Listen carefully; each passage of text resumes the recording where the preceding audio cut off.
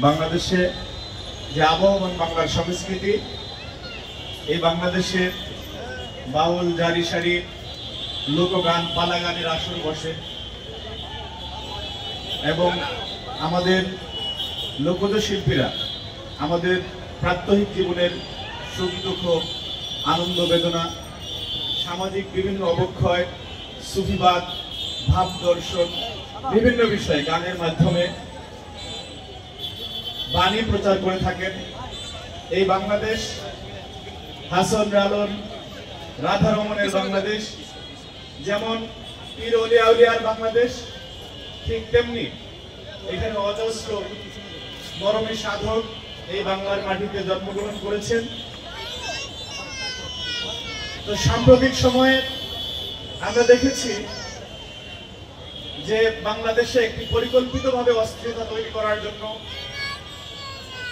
যে কর্মযজ্ঞ চালানো হচ্ছে, আমরা যদি মনে করি বাউল শিল্পীদের পালা গানের কথোপকথনের কোনো অংশ ধরে তারপরে তৌহিদি জনতার নামে এই হামলা করা হয়েছে, তাহলে আমরা বিষয়টিকে ভুলভাবে জানছি।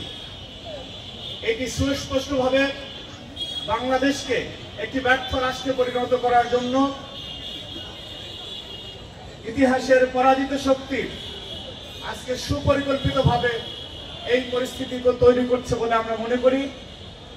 কারণ বাউল হোক অথবা অন্য কোনো পেশার হোক, সাংবাদিক হোক, বুদ্ধিজীবী হোক, বিশ্ববিদ্যালয়ের শিক্ষক হোক, ব্যক্তিগতভাবে বক্তব্যে, কথোপকথনে যে কারো ভুল হতে পারে, সেই ভুলের জন্য তাকে প্রায়শ্চিত্ত করতে হবে, অপরাধ করলে তার শাস্তি হবে।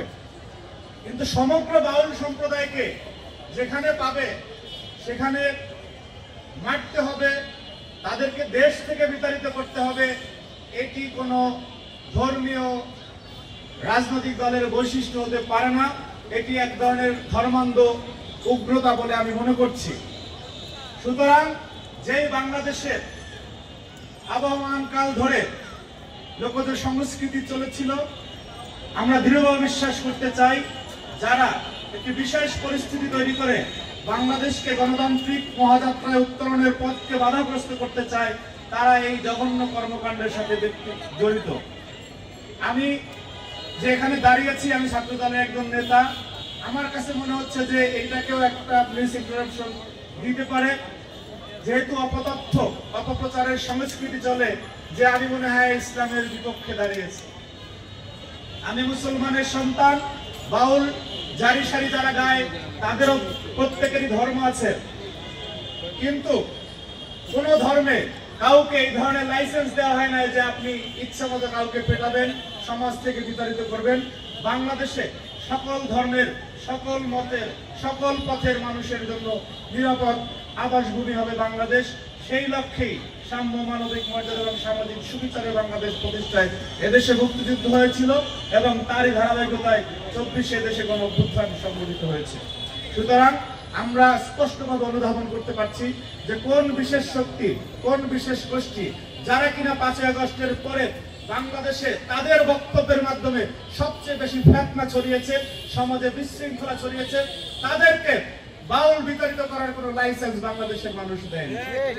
সুতরাং তারই প্রতিবাদে আজকে এই যে প্রতিবাদী গান অনুষ্ঠিত হচ্ছে, সেখানে আমি ব্যক্তিগতভাবে একজন সংস্কৃতি মানা মানুষ এবং সমাজের সচেতন মানুষ এবং বাংলাদেশপন্থী একজন নাগরিক হিসেবে আমি সংহতি প্রকাশ করছি।